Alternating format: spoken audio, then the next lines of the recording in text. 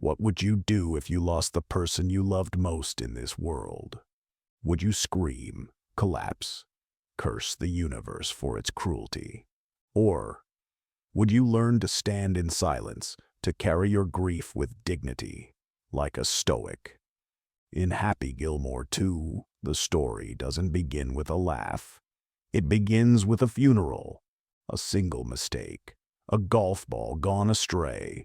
And just like that, Happy loses Virginia, his wife, his partner, the one who kept his chaotic spirit grounded.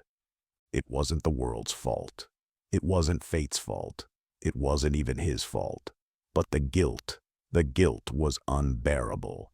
Now, before you dismiss this as just another quirky comedy sequel, stop. This movie isn't just about golf. It's not about sports or jokes or aging athletes making a comeback. It's about grief, responsibility, and the long, painful walk back from despair. And it's also about philosophy. Happy Gilmore, once the loudmouth rebel of the PGA Tour, is now quiet. He's not making jokes. He's not swinging clubs. He's trying to survive. He drinks too much. He avoids people. He's raising 5 kids alone. And the house that once held memories of love, laughter, and victory, it's gone, lost to debt, sold off. Just another page turned by time. He's angry, but not at anyone in particular. He's grieving, but refuses to show it. He walks through each day like a man with no skin, raw, exposed, and alone. But here's where the Stoic enters. Not in costume, not with a quote, but in the struggle itself. The Roman Emperor Marcus Aurelius once wrote, "You have power over your mind, not outside events. Realize this, and you will find strength." Happy can't change the past. He can't bring Virginia back. No amount of anger, regret, or whiskey will rewind that one swing, that 1 second, that one loss. So the Stoic asks, what is within my control right now? And the answer is brutal. Nothing but my response. Let's be clear. Stoicism is not about pretending. It's not smiling through tragedy. It's not saying, "I'm fine," when you're not. Happy breaks. He spirals. He becomes a shadow of himself. But that's not weakness. That's human. Even Epictetus, the Stoic philosopher born into slavery, said, "It's not things that disturb us, but our opinions about them." Happy's opinion of the world has been shattered. The love of his life is dead. His sense of meaning is gone. So he does what most of us do. He hides. He numbs. He stops trying. Then comes the quiet wake-up call. Not a lightning bolt, not a miracle, but something more powerful. A daughter, a dream, a need. Vienna, Happy's youngest, has a dream: to become a ballet dancer in Paris. She's brilliant, dedicated, and accepted into one of the top academies in the world. But the cost, hundreds of thousands of dollars. Happy's broke. Broken. Out of shape. Out of time. He could say no. He could give up. He could hide behind the excuse of pain. But he doesn't. And that's the pivot. That's the moment Stoicism whispers. The obstacle is the way. In the first Happy Gilmore film, we saw a man who fought against everything: the system, the critics, the establishment. In Happy Gilmore 2, we see a man who fights himself. It's no longer about winning a golf tournament. It's about proving that even after death, after failure, after shame, you can stand back up. And not because you feel like it, but because it's your duty. That's Stoicism. You do what needs to be done, regardless of emotion. You change diapers. You pay bills. You sign up for the tournament. Not because you're healed, but because there are people counting on you. This isn't a triumphant comeback yet. Not even close. Happy's still a mess. He still talks to his dead wife in dreams. He still sees her on the golf course in visions. But for the first time since her death, he's moving. And movement is momentum. And momentum, in Stoic terms, is life taking form through action. Let's clarify something important. A Stoic doesn't ignore grief. He feels it deeply, but he doesn't let it chain him. He takes the weight of loss and lifts with it. He trains with it. He builds with it. Happy Gilmore, broken and broke, is walking the Stoic path without even knowing it. Not because he wants to, but because he must. Because the world doesn't pause for our pain. And neither should we. There's a moment when pain becomes more than just pain. It becomes a teacher. It becomes a mirror. And eventually, it becomes a choice. Happy Gilmore reaches this moment slowly, like someone walking through thick fog. No fireworks. No background music. Just one question quietly echoing in his head. What now? Grief can trick us. It whispers that you deserve a break from life, that you've suffered enough, and now it's okay to let everything else fall apart. That no one would blame you if you just stopped trying. And that's exactly what Happy nearly does. He fades. He lets go of the routines. He becomes the guy who once was. The former legend, now just a shadow working a checkout aisle, making excuses, drowning in guilt he never voices. But the Stoics warn us, do not seek for things to happen the way you want them to. Rather, wish that what happens happen the way it happens. Then you will be happy. Epictetus. This isn't about pretending that nothing hurts. It's about recognizing that suffering does not give you permission to abandon your responsibility. And that's where Happy begins to shift. Vienna's ballet scholarship isn't just a plot device. It's a moral test. To seize it, Happy must choose between what's easy and what's necessary. He could stay where he is, numb, sad, justified in his brokenness. Or he could return to the thing that reminds him most of Virginia. Golf. Imagine this.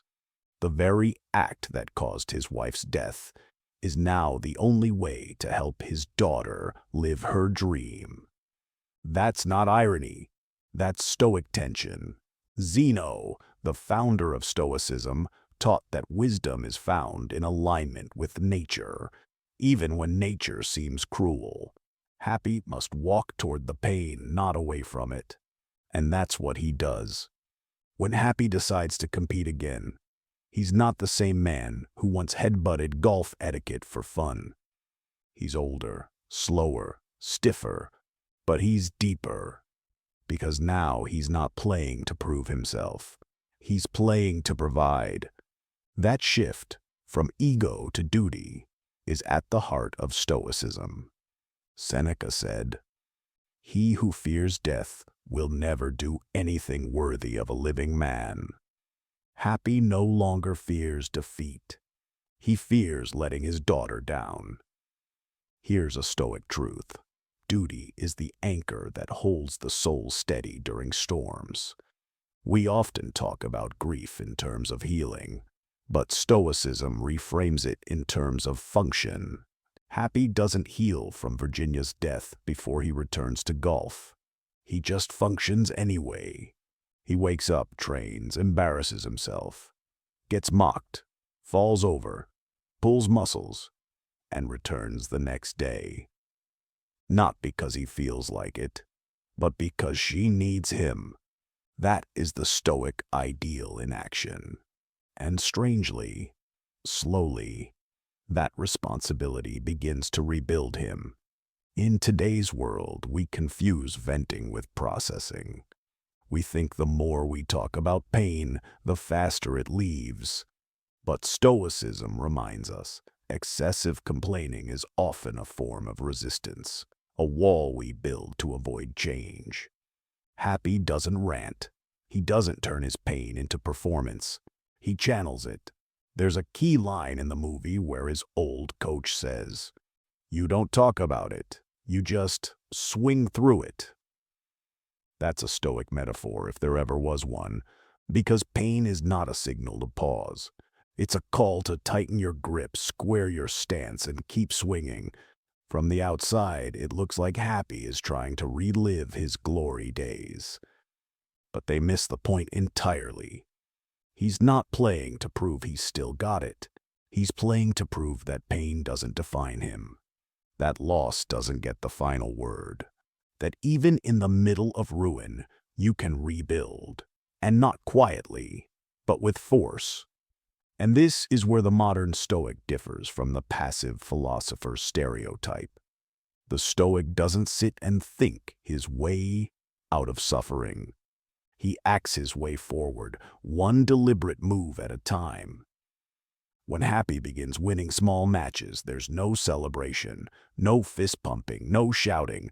Just breathe, focus, movement. It's no longer about emotion. It's about clarity. And that's the heart of Stoic practice. Emotions are signals, not commands. You feel grief, but you don't obey it. You feel fear, but you don't bow to it. You feel anger, but you don't feed it. Instead, you observe. You respond. You refine. By re-entering the game, Happy isn't chasing fame. He's chasing responsibility. He's becoming what the Stoics call a prokopton, someone progressing toward wisdom. Not perfect, not healed, but on the way. And that's enough, because for the Stoic, life is not about where you are. It's about whether you're moving in the right direction. And Happy, for the first time in a long time, he is. If this message hit you deep, take action now. Like this video, help spread this truth to more men who need it. Subscribe for more Stoic wisdom and strategies to master your mind, body, and mission. Drop a comment with a Stoic idea, struggle, or question you'd like me to explore next. I read everyone. Your future isn't promised. It's forged through discipline. Let's rise together. The brotherhood begins here. Pain is a brutal teacher, but if you pay attention, it becomes your most honest mentor. By this point in Happy Gilmore 2, the story is no longer about grief. It's about movement. But this movement is not flashy. It's not the cinematic, slow-motion kind with heroic music in the background. It's slow, clumsy, full of doubt. But it's real. And that's what Stoicism demands. Not perfection, not flair, just honest forward effort, despite pain, despite fear, despite public opinion. Let's pause for a second. In modern life, we are taught to process emotion, to explore it, to journal it, to sit with it. There's value in that. But the Stoics taught something sharper. Don't explain your philosophy. Embody it. Epictetus. You don't need to broadcast your inner chaos. You don't need to wait for clarity to act. You just act. With discipline. With focus. With humility. That's what Happy does. He doesn't post on social media about his pain. He doesn't tell the world how hard it is to come back. He simply shows up, day after day, swing after swing. At first glance, Happy's return to golf is all about external challenge. Beat the new generation of players, raise money for Vienna's ballet dream, face off with old rivals like Shooter McGavin. But under the surface, it's all about internal conflict. Can he forgive himself for Virginia's death? Can he trust himself again? with the swing that ended her life? Can he step into the light without hiding behind loss? These are the true opponents, and this is the true arena. The Stoic arena is always within. This phrase has become modern Stoicism's rallying cry, but it's not just a slogan. It's a worldview. Ryan Holiday popularized the phrase, but Marcus Aurelius wrote it first. The impediment to action advances action. What stands in the way becomes the way. For Happy, the obstacle is golf, the very thing that caused his greatest pain. But in returning to it, not for fame or ego, but for love and duty, it becomes the path to redemption. He no longer avoids the source of pain. He aligns with it. He reclaims it. That is alchemy of the Stoic mind, turning suffering into strength. When you watch Happy return to the tournament, he isn't just battling opponents. He's battling memory. Every course reminds him of her. Every crowd reminds him of what he once was. And every shot carries the weight of his past. But he swings anyway. And this, precisely, is what it means to live stoically. Not to be fearless, but to feel everything and act anyway. This is courage. Not loud, not cinematic, just steady, relentless, clean. Let's talk about Shooter McGavin. He returns not just as comic relief or nostalgia, but as a symbol. Shooter represents the past, the glory, the ego, the grudges. He's unchanged, still loud, still bitter, still clinging to a legacy that never quite belonged to him. In Stoic terms, Shooter is external validation made flesh. The world may cheer for people like him, but the Stoic doesn't measure success by applause. He measures it by virtue, by alignment with reason, duty, and inner integrity. So when Happy faces Shooter again, it's not about revenge. It's about closure. It's about proving to himself and to the ghost of Virginia that he is no longer ruled by the noise outside. As the tournament advances, Happy's swing returns. Not perfectly, but functionally. Clean, focused, almost sacred. There's a beautiful moment when he lines up for a shot and quietly whispers, "This one's for her." No one else hears it. There's no dramatic zoom in, no soaring music. It's just a man, a club, a swing. And in that silence, we see the Stoic code fully expressed. Act without needing recognition. Dedicate without demanding reward. Move forward without dragging your past like chains. Of course, not everyone gets it. Commentators question why Happy's back. Players mock his age, his rust, his lack of style. Even fans whisper that he's past his prime. But a Stoic expects misunderstanding. Marcus Aurelius wrote, "Waste no more time arguing what a good man should be. Be one." Happy doesn't explain himself. He doesn't retaliate. He lets his swing speak. And that's what Stoicism demands. Action, not argument. By now, we begin to realize something profound. Happy hasn't gotten over Virginia's death. He has simply learned to carry it with grace. He doesn't deny the wound. He doesn't hide the grief. He brings it to the course every single day. And instead of asking, "Why me?" he finally learns to ask, "How can I use this?" That's the Stoic turning point, where tragedy becomes fuel, where sorrow becomes strategy, where pain becomes power. The old Happy Gilmore was wild, reactive, explosive, fun to watch, but fragile. The new Happy is different. He doesn't chase the roar of the crowd. He doesn't fight the course. He doesn't fight himself. He simply walks forward, one step, one swing, one breath at a time. That's what a Stoic comeback looks like. Not because life got easier, but because he got stronger. Every story wants a grand finale, a climactic moment where the hero stands tall, the music swells, and the world erupts in applause. But Stoicism teaches us, don't look for the applause, look for the alignment. Not with the crowd, not with victory, but with virtue. So when Happy Gilmore reaches the final round of the tournament, we expect the noise, the roar, the redemption arc, the vindication. Instead, what we get is silence, focused breath, a still mind. A man who has nothing left to prove, except to himself. And that is the true Stoic victory. When Happy lines up for his final putt, the stakes are clear. If he makes it, Vienna's future is secure.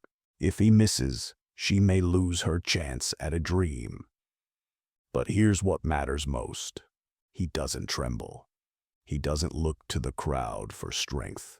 He doesn't panic about the outcome, because the Stoic mindset is not obsessed with success.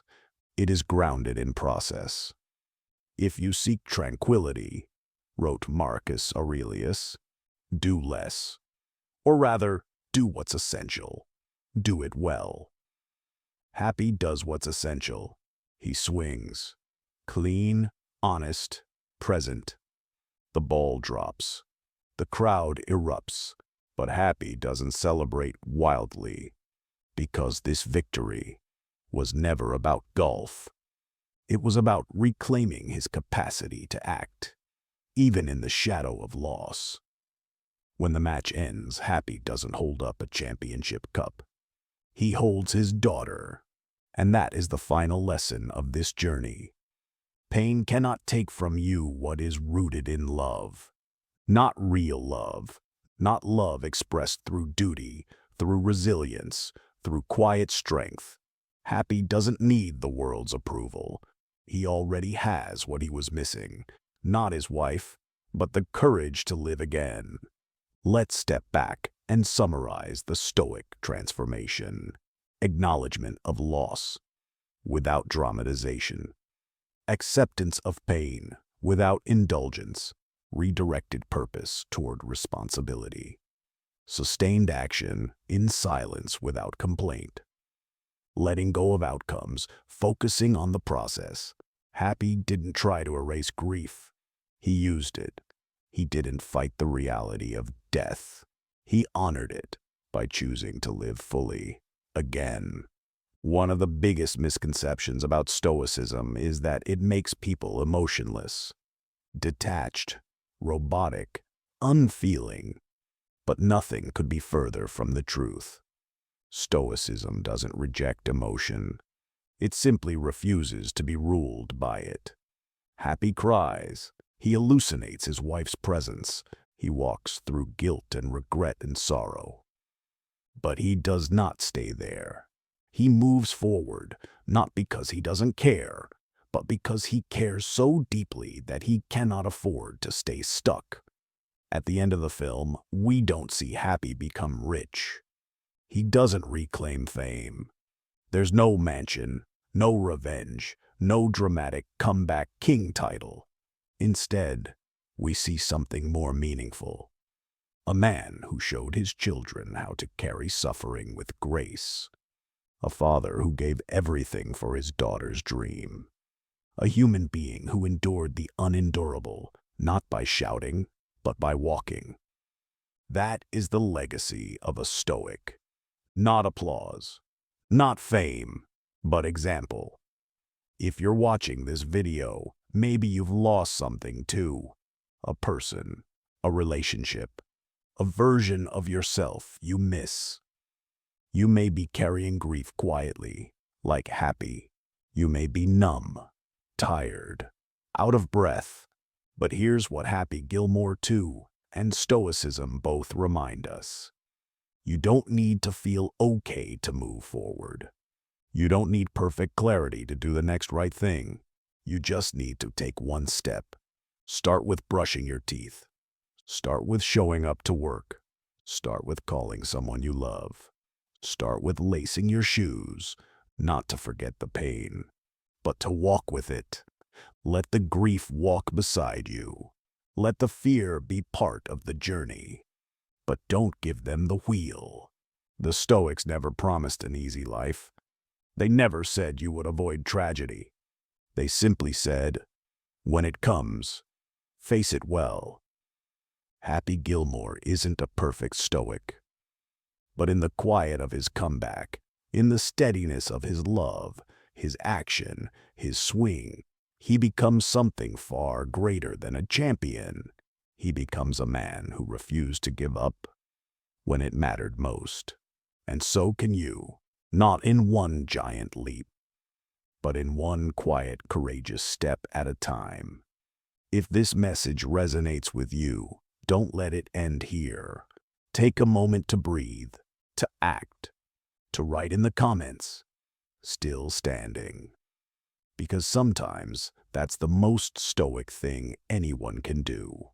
And if this video helped bring clarity, strength, or even just stillness to your day, subscribe, not just to this channel, but to a life of deliberate, courageous action, no matter what you've lost.